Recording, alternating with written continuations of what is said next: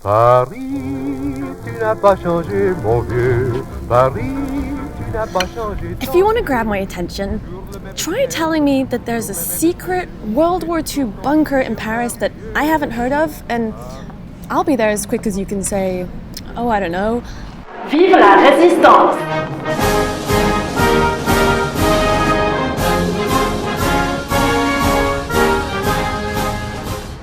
The liberation of Paris. You know, that time the City of Light was freed from the clutches of evil and 4 years of Nazi occupation? It was a pretty epic day to be alive in the French capital. Paris had gone mad, wrote Helen Kirkpatrick, who was one of a handful of female war journalists, including my personal heroine Lee Miller, that was first to arrive in Paris as the Nazis retreated. The long, graceful, dignified avenues were crowded with flags and filled with screaming, cheering, pretty people. Girls, bicycles, kisses, wine. These are the images that we remember. Handsome American soldiers with armfuls of mademoiselle. But the liberation of Paris goes far deeper than a victory parade. Freedom starts with resistance and bravery that lives in the shadows and simmers underground.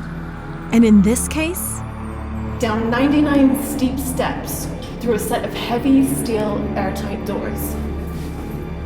welcome to the Musée de la Libération. It's a museum this city has been missing, because 75 years later, it tells a story that's in danger of being entirely forgotten by our generation. The secret story of the French resistance. Of the men and women who played a deadly game of hide and seek with the Nazis, right up until the city was set free. And this basement bunker, sharing its walls with the Parisian catacombs, was the top secret center of it all. French resistance hero Henri Rol-Tanguy. This guy set up an underground command center right under the noses of the Nazis, with his own wife, mind you, to kick them out of town once and for all.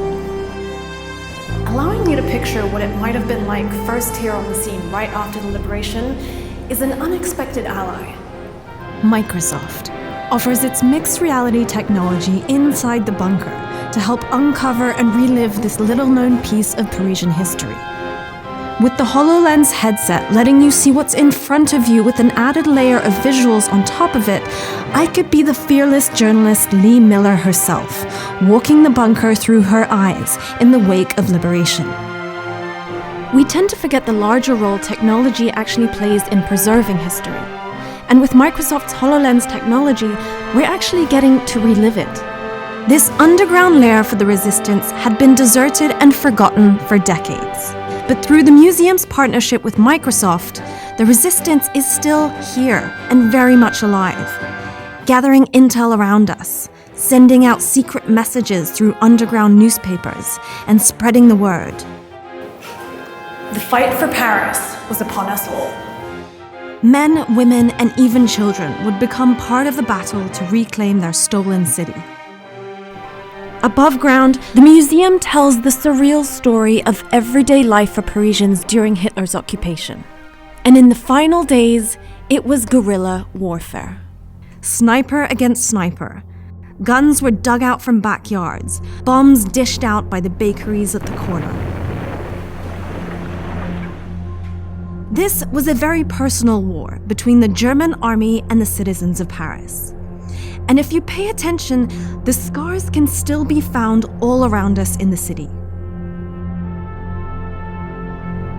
Until the very end, ordinary Parisians were on the front line, and their doorstep was the battleground. German tanks roamed the streets, shooting up the town. For 5 days and 5 nights, this untrained army held the Germans with hunting rifles before the French and Americans finally stormed the city. We battled in one square and celebrated in the next, wrote Lee Miller. And just when everyone thought it was over, as General de Gaulle walked into the Notre Dame Cathedral for a victory parade, German snipers sprayed bullets from the rooftops. When the firing stopped, Parisians got right back up and continued as if nothing had happened.